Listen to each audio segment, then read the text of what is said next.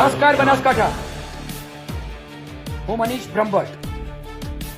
મારા બનાસકાંઠાના યુવાનો, વડીલો, માતાઓ, બહેનો, ખાસ કરીને મારા પશુપાલકોને દિલથી અભિનંદન આપવા માંગુ છું. તમે જે કામ કર્યું છે બહુ મોટું કામ કર્યું છે. તમે એક અહંકારી નેતાના અહંકારને તોડી પાડ્યો. છેલ્લા 2 દિવસથી શંકર ચૌધરીને રાતે ઊંઘ નહીં આવતી, કારણ કે માત્ર 24 કલાકમાં બનાસકાંઠાના 6.5 લાખ જેટલા લોકોએ જાહેર કરી દીધું કે તેઓ શંકર ચૌધરીથી નફરત કરે છે, શંકર ચૌધરીને પસંદ નથી કરતા. એનું કારણ છે એનું રાજકારણ.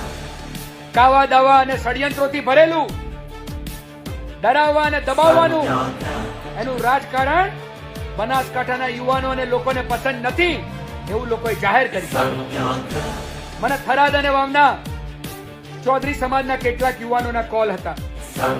મને કહ્યું, સાહેબ તમે બરાબર અવાજ ઉઠાવો છો, ચાલુ રાખજો, અમે તમારી સાથે છીએ. પણ અમે એટલા માટે નથી બોલતા કે આ શંકર ચૌધરી સિન્ડિકેટ બનાવીને અમને બધાને ડરાવે છે.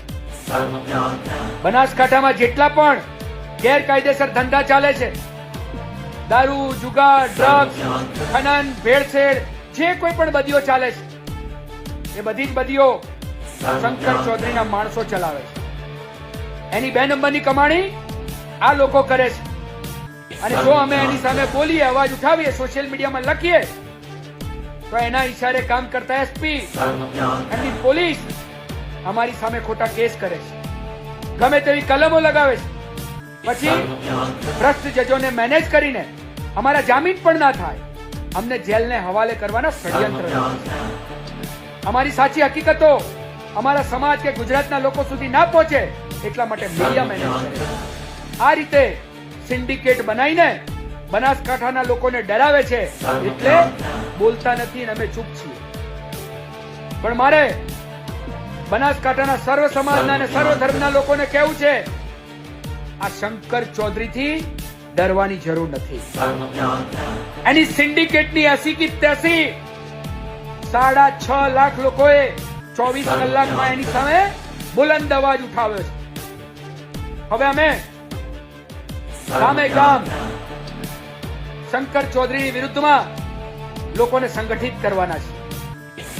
અને જો 15 ઓગસ્ટ સુધી મારા બનાસકાંઠામાં તમામ બદીઓ, તમામ ગેરકાયદેસર ધંધા, ખાસ કરીને ગામે ગામ ચાલતા કેમિકલ વાળા દારૂના અડ્ડા, જુગારના અડ્ડા અને ડ્રગ્સના અડ્ડા બંધ ના થયા, શંકર ચૌધરીના ઈશારે કામ કરતા એસપીએ આ બંધ ના કરાવ્યા, તો 15 ઓગસ્ટ પછી બનાસકાંઠાના તમામ લોકો, તમામ સમાજના લોકો આંદોલનની શરૂઆત કરશે. અને આ આંદોલનને ગુજરાતના તમામ લોકો સમર્થન કરશે. અને પછી જ્યાં સુધી આ શંકર ચૌધરી રાજીનામું ના આપે બનાસ ડેરીના ચેરમેન તરીકે અને ગુજરાત વિધાનસભાના અધ્યક્ષ તરીકે, અને જ્યાં સુધી બનાસકાંઠા એસપીને ડિસમિસ કરવામાં ના આવે, ત્યાં સુધી આંદોલન ચાલુ રહેશે. કારણ લોકો તમારા નોકર નથી, તમે લોકોના નોકર છો. લોકોના ટેક્સમાંથી તમે પગાર લો છો, લોકોના વોટથી તમે નેતા બન્યા છો. એક 1200 રૂપિયામાં પગારમાં નોકરી કરતો એક છાત્રાલયનો ગૃહપતિ જે ડ્રાઈવર તરીકે કામ કરતો, તેને લોકોએ માથે બેસાડ્યો, વોટ આપ્યા, નેતા બનાવ્યો. આજે એ નેતા લોકોને ડરાવે છે, દબાવે છે.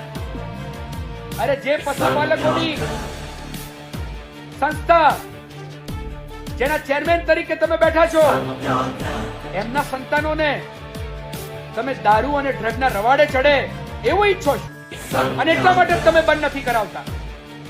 જો તમને પશુપાલકોના પરિવારની ચિંતા હોત ને, તો તમે એસપીને કહીને જિલ્લામાં ક્યાંય પણ દારૂ કે ડ્રગ્સ મળતું ના હોત, એને કાયમી બંધ કરાવી દીધું હોત. તમને માત્ર કમાણીની ચિંતા છે, લોકોની ચિંતા નથી. અને એટલા માટે તમારા આવા રાજકારણને લોકો પસંદ નથી કરતા. જો 15 ઓગસ્ટ સુધી શંકર ચૌધરી તમે તમારા એસપી અને પોલીસને કહીને આ બધું બંધ ના કરાયું, તો તમારે રાજીનામું આપવું પડશે. યાદ રાખજો, એ વિના બનાસકાંઠાના લોકો કે ગુજરાતના લોકો ઘેર જવાના નથી. યાદ રાખજો. જય મા ભારતી.